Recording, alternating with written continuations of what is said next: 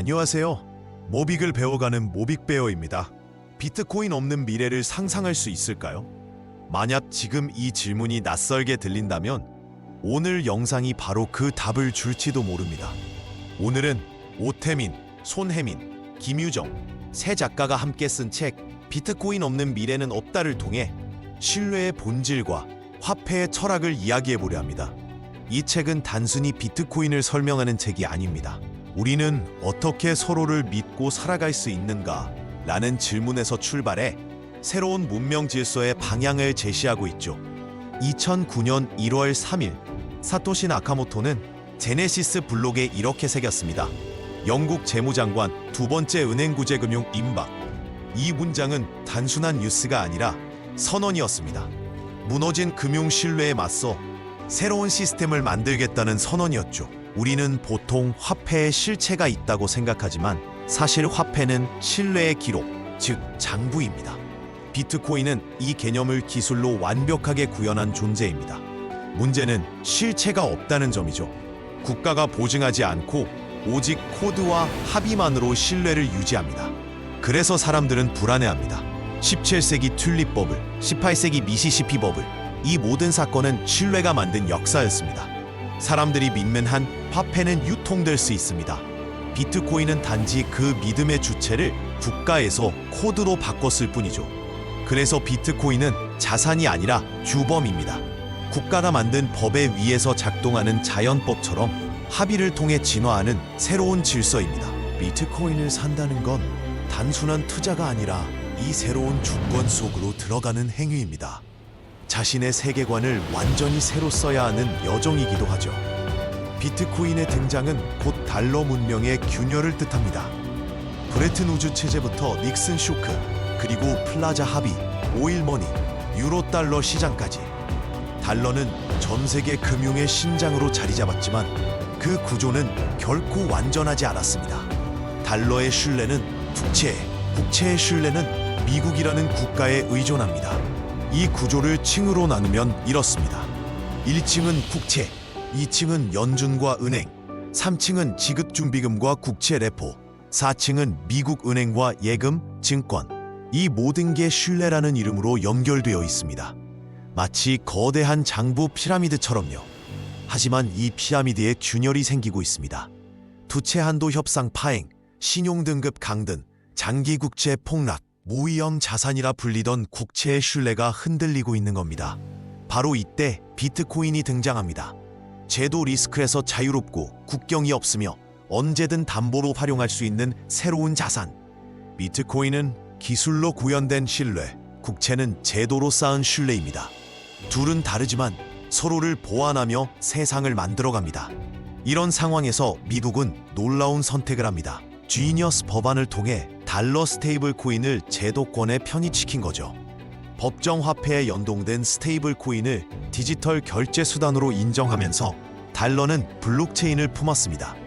이건 새로운 브레튼 우즈 체제의 예고편입니다. 달러와 비트코인이 싸우는 게 아니라 서로의 존재를 이용해 더 큰 신뢰 시스템을 만드는 흐름이 시작된 거죠. 국제 통화 질서의 오랜 숙제는 바로 중립성입니다. 영화 스타워즈에 이런 질문이 나오죠. 누가 제다이를 감시하는가? 세상을 지키는 존재조차 감시받지 않는다면 그 힘은 결국 부패합니다. 이건 곧 누가 달러를 감시하는가? 라는 질문과 같습니다.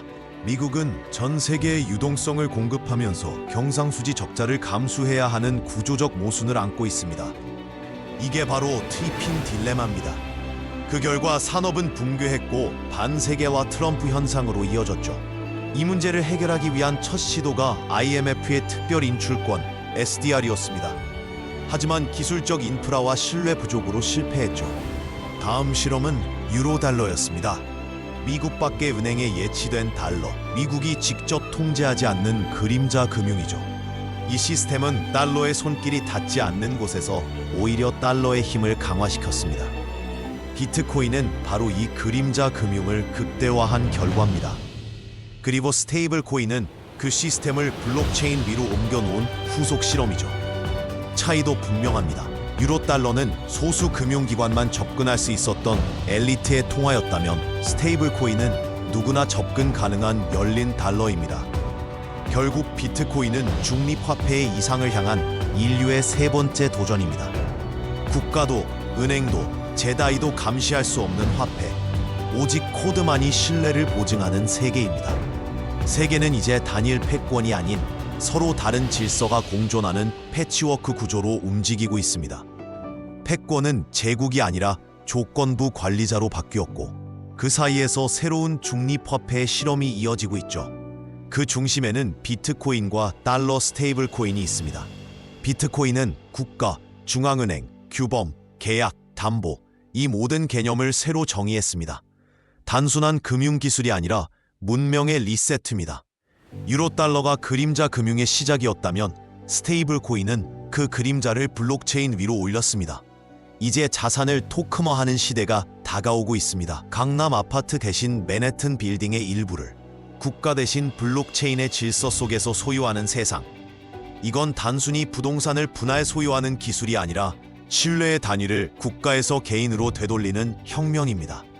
책은 이런 말로 끝납니다. 비트코인은 비트코인을 넘어서는 생태계다. 비트코인은 이미 자신을 초월했습니다. 엘리트들은 당황하고 대중은 본능적으로 받아들이고 있습니다. 베네수엘라의 노동자들은 이제 지폐 대신 코인으로 월급을 받습니다. 급등하는 인플레이션 속에서도 그들은 비트코인으로 생존의 길을 찾았죠. 나이지리아의 청년들은 해외에서 일해 번 돈을 은행 송금이 아닌 코인으로 가족에게 보냅니다. 중간 수수료도 송금 지연도 없습니다. 신뢰가 아닌 코드가 모든 걸 보장하니까요. 그리고 이제 한국의 20대들도 움직이기 시작했습니다. 하늘 높은 줄 모르는 집값 대신 비트코인을 한 개씩, 한 사토시씩 모으고 있습니다. 그들에게 비트코인은 단순한 투자 수단이 아니라 자신의 미래를 스스로 지키는 통로가 된 겁니다. 절망의 그늘 아래서 신뢰의 빛을 찾아 나서는 것이죠.